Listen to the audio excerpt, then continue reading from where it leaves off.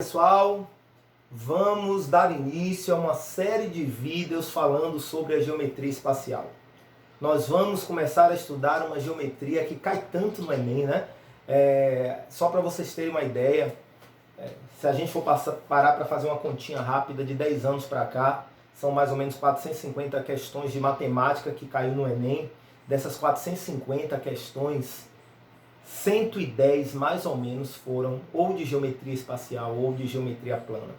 Então é muito importante a gente saber geometria para o Enem, tá, gente? Então nós vamos fazer uma série de estudos, uma série de vídeos falando sobre a geometria espacial. A minha intenção, meu objetivo é fazer um curso completo de geometria espacial. Mas nesse primeiro vídeo eu quero que vocês entendam o que é essa geometria. Tá, gente? A gente fica falando de geometria espacial, de geometria plana, de geometria analítica, né? Essas três geometrias são geometrias que a gente chama de geometrias euclidianas. Ainda existem as outras geometrias, só para fins de curiosidade, as chamadas geometrias não euclidianas, tá? E aí a gente estuda no ensino básico, né? No ensino médio, no ensino fundamental, a par somente a geometria plana, a geometria espacial e a geometria analítica. Essas são geometrias euclidianas. Mas é importante que a gente saiba a essência dessas geometrias. O que é, por exemplo, a geometria espacial? E é isso que a gente vai começar falando, tá? A geometria espacial, gente, é a parte da geometria que estuda as propriedades dos objetos da natureza em 3 dimensões. Comprimento, largura e altura. Comprimento, largura e profundidade, tá? Eu fiz uma ilustração aqui. Eu fiz aqui, gente, um sistema de eixos tridimensional, né? No ensino superior, só para vocês terem uma ideia, existe uma disciplina chamada Geometria Analítica e lá a gente consegue estudar a geometria analítica no espaço. É bem interessante, mas só para fins de curiosidade também. Mas aqui, gente, ó, eu tenho aqui, além da famosa abscissa ordenada, eu tenho ainda um eixo vertical que nós chamamos de cota. Mas aqui, para geometria espacial, a gente só vai precisar entender um eixo como comprimento, o outro eixo como largura e o terceiro eixo como altura, ou também alguns livros chamam de profundidade, tá, gente? Mas altura ou profundidade dá no mesmo aqui. Altura. Ok? Bom, a geometria espacial, ela é subdividida em duas partes. A primeira é o que nós chamamos de geometria espacial de posição. A geometria espacial de posição, ele estuda exatamente as posições relativas entre os objetos no espaço. Mais especificamente, pessoal, a gente estuda as posições relativas entre 3 objetos: ponto, reta e plano, tá, gente? Aí a gente vai estudar no espaço como é que seriam essas posições relativas entre esses objetos. E a geometria espacial métrica, que como o próprio nome já diz, trabalha, ó, a gente busca entender e calcular e determinar as medidas. Agora, em geometria espacial, que medidas são essas? Nós temos o comprimento, né? O tamanho de segmentos, tamanhos, lados e por aí vai. Nós temos as áreas. Por isso, pessoal, que vai ser muito importante, ó, turma, muito importante a gente saber a geometria plana, ó. A gente vai trabalhar ainda na geometria espacial métrica com comprimentos e áreas.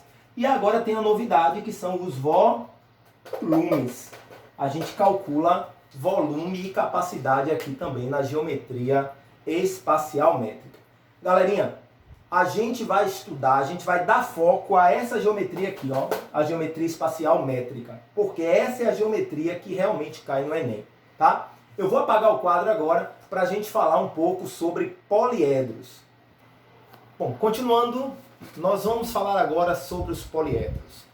E aí, gente, só para a gente recapitular, né, a gente falou que a gente vai trabalhar, né, dar foco, trabalhar mais a geometria espacial métrica. Os objetos estudados na geometria espacial métrica são divididos em duas partes também. Os que nós chamamos de sólidos poliédricos, é o que nós vamos estudar a partir de agora, e os corpos redondos, tá? Eu vou falar a princípio no geral, né, dos sólidos poliédricos. Depois a gente vai tratar dos corpos redondos, ok? Bom, pessoal, o que é um poliedro? Poliedro nada mais, nada menos é que um sólido espacial que possui faces poligonais. Então, se eu for pegar, por exemplo, né, essa caixa de livros, se você parar para observar, quando você nota aqui, as faces dessa caixa de livros são exatamente polígonos, não é isso? São retângulos. Então esse sólido geométrico é o que nós chamamos de poliedro, tá, gente? Então, sólido geométrico formado por faces poligonais é o que nós chamamos de poliedro. Eu trouxe aqui para vocês 3 exemplos de poliedros. Nesses exemplos, nós vamos fazer a identificação de 3 elementos.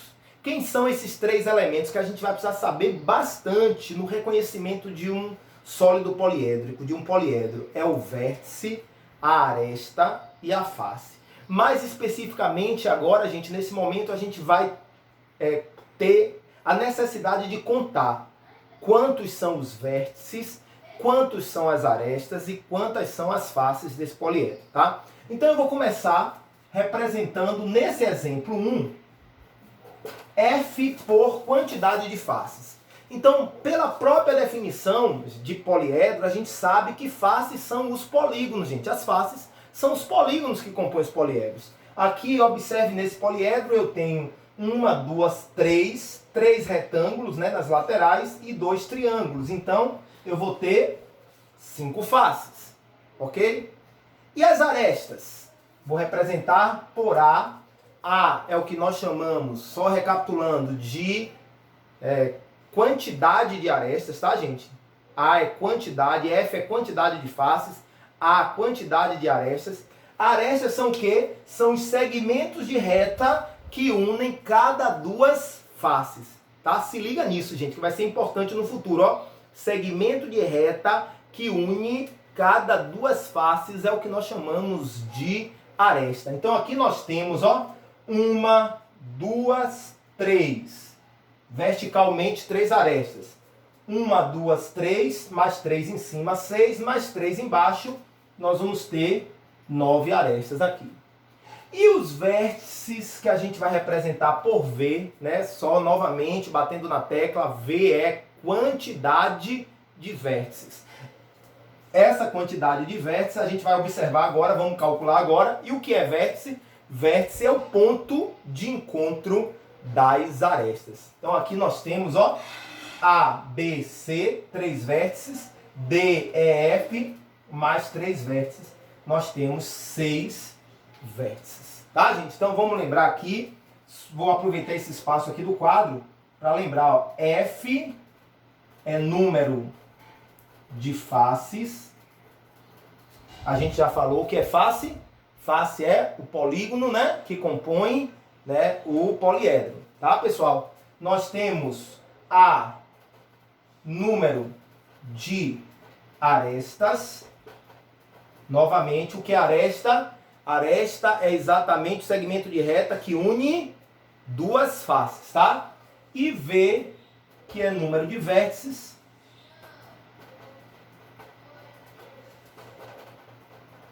E vértice é exatamente o ponto de encontro das arestas, ok, gente? Nesse exemplo 2, né? Nesse exemplo 2, F, vamos contar? 4, não é isso? 4 nas laterais, são 4 retângulos nas laterais, mais 2 retângulos, F igual a 6, ok? Nesse mesmo exemplo 2, né? Nós vamos pegar aqui o A, quantas arestas? Vamos lá?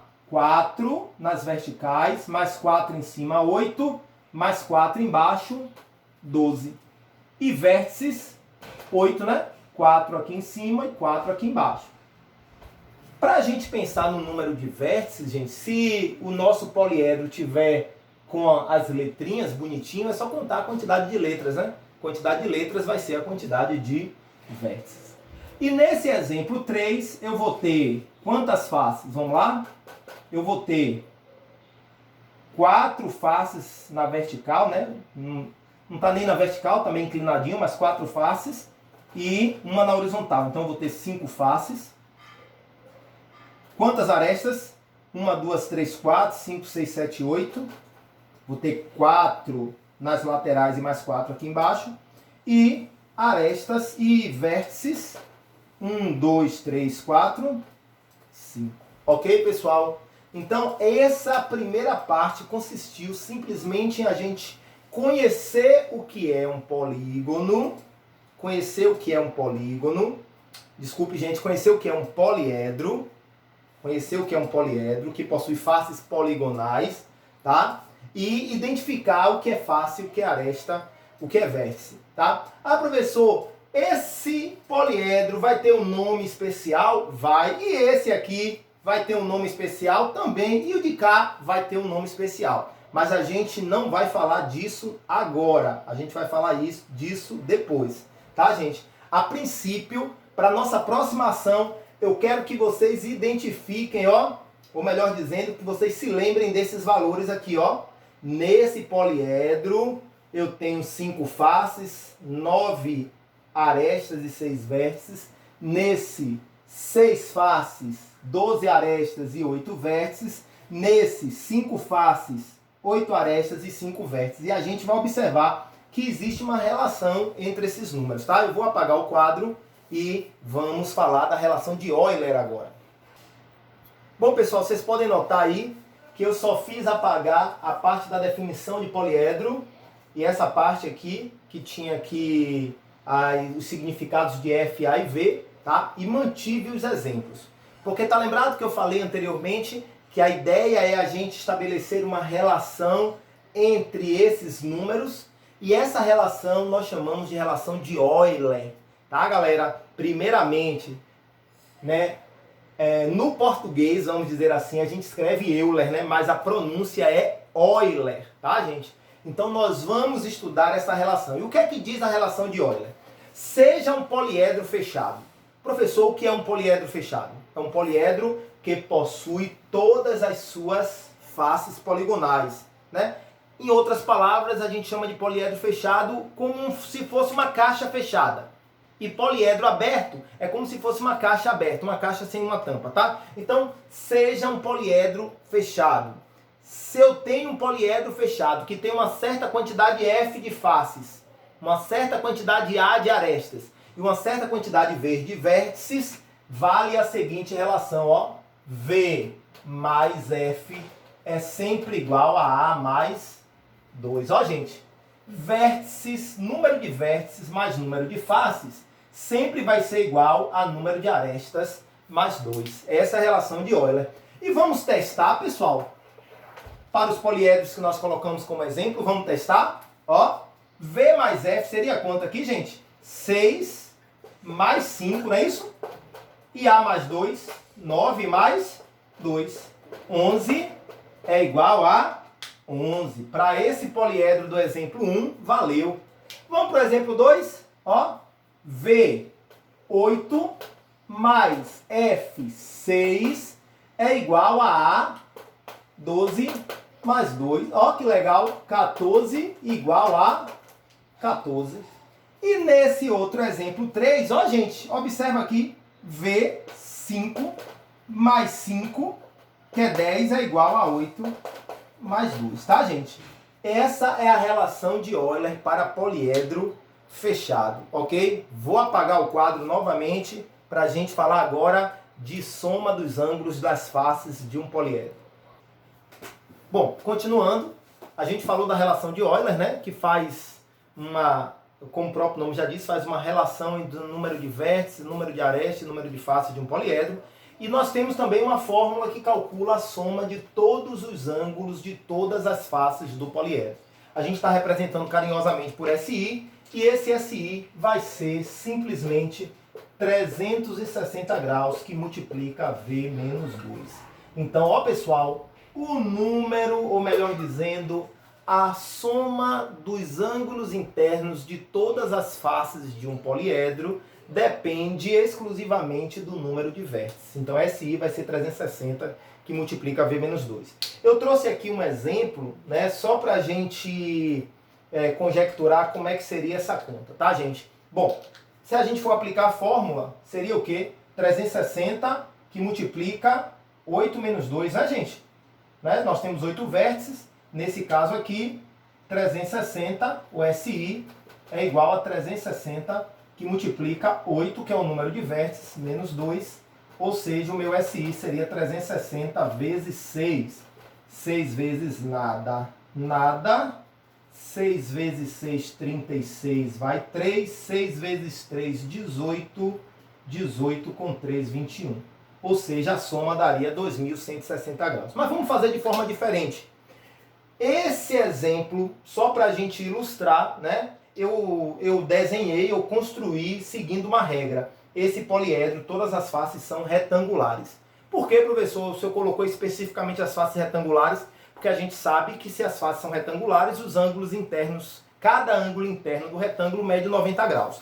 Então, nesse caso aqui, gente, né, observando essa informação daqui, o meu SI seria 1, 2, 3, 4, 5, 6. 6, que é a quantidade de faces, vezes 360. Por que 360? Porque eu tenho aí, né, 4 ângulos de 90 graus em cada face, e aí vai dar novamente 2.160 graus. Ok, pessoal? Então, só recapitulando, a soma dos ângulos internos de todas as faces de um poliedro é sempre calculado como SI igual a 360, que multiplica V menos 2, onde V é a quantidade de vértices que esse poliedro tem. Ok, galera? Certinho? E agora vamos falar da classificação quanto ao número de faces, né? A nomenclatura, como é que a gente chama os poliedros, né? Então, primeiro passo, a gente consegue fechar um poliedro com, no mínimo, 4 faces. A gente não consegue formar poliedro com 3 faces, tá, gente? O poliedro fechado, o mínimo é 4 faces. E um poliedro de 4 faces é chamado de tetraedro. Tetraedro. Detalhe, ó, a gente começa com o prefixo, né? O prefixo é exatamente aquela parte ordinal que a gente até comentou no nosso vídeo quando eu estava falando de classificação do polígono, né? Tetra 4, penta 5, hexa 6, hepta 7, né? E por aí vai. E a terminação vai ser sempre edro, ou seja, 5 faces, pentaedro, 6 hexaedro, 7 heptaedro, e aí vai indo, né? 8 octaedro, 9 eneaedro, 10 decaedro, né? Até nós chegarmos no 20, que é o icosaedro. Tá, gente? Então essa é a classificação. Para a gente finalizar esse vídeo, pessoal, nós vamos falar agora do que vem a ser um polígono, um poliedro regular. Eu vou apagar o quadro e a gente vai discutir um pouquinho o que é poliedro regular. Bom, turma, e para a gente finalizar esse vídeo, nós vamos falar agora do que é um poliedro regular.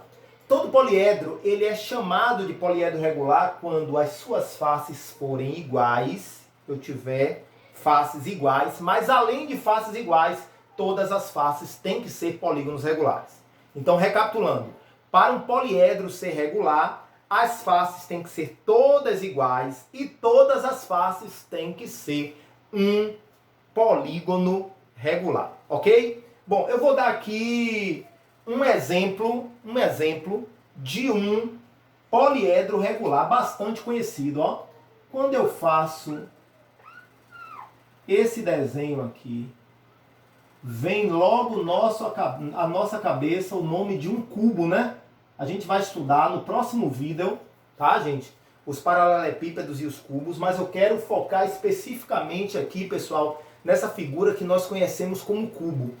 Essa figura ela possui faces iguais e faces quadradas, ou seja, todas as faces são polígonos regulares. Então, esse carinha aqui, essa figura é chamada carinhosamente de cubo, mas a gente sabe que isso aqui é um hexaedro, né? Porque possui 6 faces, tá, gente? Ele é um polígono regular. A gente vai chamar ele de hexaedro regular, tá, gente? Todas as faces são iguais e faces todas polígonos regulares. Nesse caso aqui as faces são quadradas, né? Esse aqui é o que nós vamos chamar de hexaedro regular. Bom, diferente dos polígonos, que a gente pode pensar em vários polígonos regulares, né? Aqui só existem 5 poliedros que são regulares, que a gente pode construir de forma que ele tenha a característica de um poliedro regular. É o tetraedro regular, né? A gente vai chamar carinhosamente de uma pirâmide de base triangular, e que todos os triângulos que compõem as faces são triângulos equiláteros. Nós temos o hexaedro regular. Nós temos o octaedro regular, também formado por triângulos equiláteros, 8 faces, né? O octaedro regular, gente, tem uma forma muito parecida com de um diamante, né? O povo gosta de chamar de diamante. E o icosaedro regular, que também vai ter faces triangulares. Ok, pessoal? Que o Senhor Jesus abençoe poderosamente vocês. Essa vai ser a nossa primeira aula, né, de geometria espacial. Primeira parte, ok? Deus abençoe.